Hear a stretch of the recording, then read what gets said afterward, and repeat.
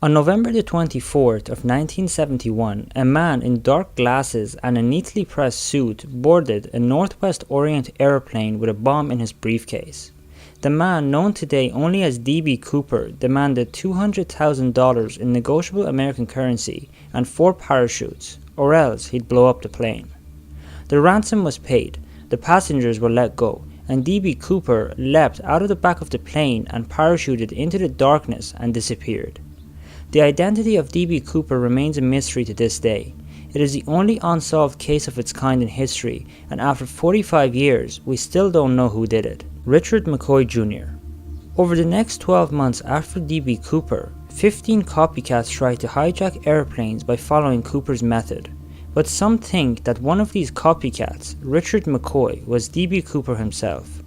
McCoy demanded a $500,000 ransom as he hijacked a plane with an unloaded gun and a paperweight that looked like a hand grenade. He escaped by parachuting off the aft stairs just like Cooper, but unlike Cooper, McCoy left enough fingerprints to get caught.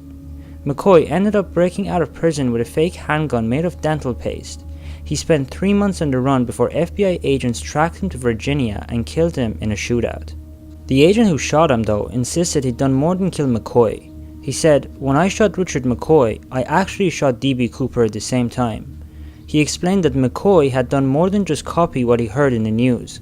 He followed a few of Cooper's steps that weren't made public. McCoy's family insists it's ridiculous. They say that McCoy was in Nevada celebrating Thanksgiving with them when Cooper made his heist.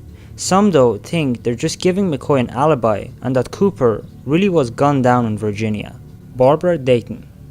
According to the Foreman family, D.B. Cooper isn't a man. She's actually a lady, and her name is Barbara Dayton. Barbara Dayton was a trans woman born and raised with the name Robert until a sex change operation in 1969. She was unhappy with her original gender, but even angrier about her eye condition. She'd wanted to be a pilot her whole life, but because of an eye condition that she had, she was turned down by the Air Force and commercial airlines time and time again. After becoming Barbara, she was broke and depressed, and according to the Foremans, started plotting to hijack a plane. She switched back to her male appearance, keeping her wig in a bag and her blouse under her suit, and hijacked the plane. After jumping out, all Barbara had to do was take off the suit and slip on the wig, and she was nearly unidentifiable. A hospital worker noted that Barbara came in 2 weeks after the hijacking and seemed strangely unworried about money, despite being unemployed and depressed about it for the last few months.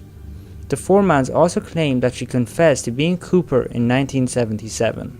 So, if the Foremans are telling the truth, Cooper actually died in 2002. William Gossett.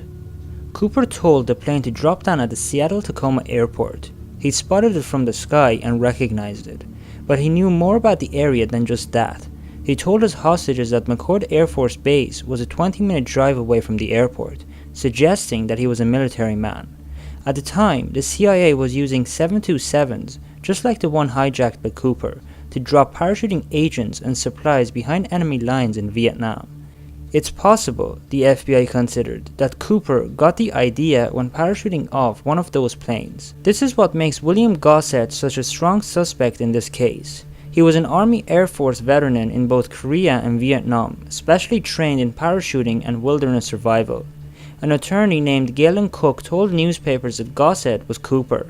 Gossett had been obsessed with the hijacking story his whole life, and according to Cook, Gossett had even confessed to a friend that he'd done it. Cook mostly got his story out to tabloids, but Gossett's son thinks it's true. William Gossett, his son says, was a compulsive gambler who never had a penny, except in December of 1971 when he showed up with 2 wads of cash. If Gossett is Cooper, then money didn't last long.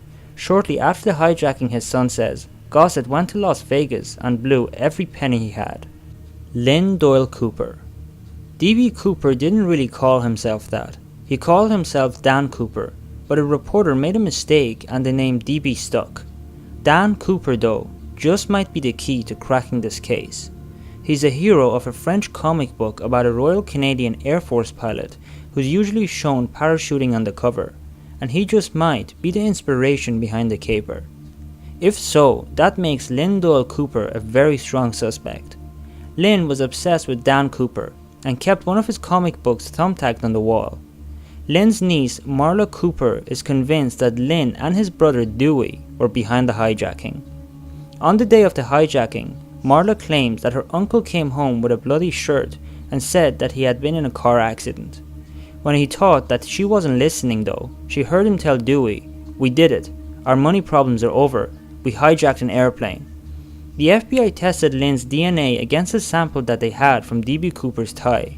They didn't get a match, but there is no guarantee that their sample is really from Cooper, so some haven't ruled out Lendl Cooper.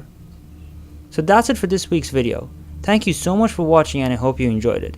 If you did, make sure to leave a like. Until the next video, goodbye.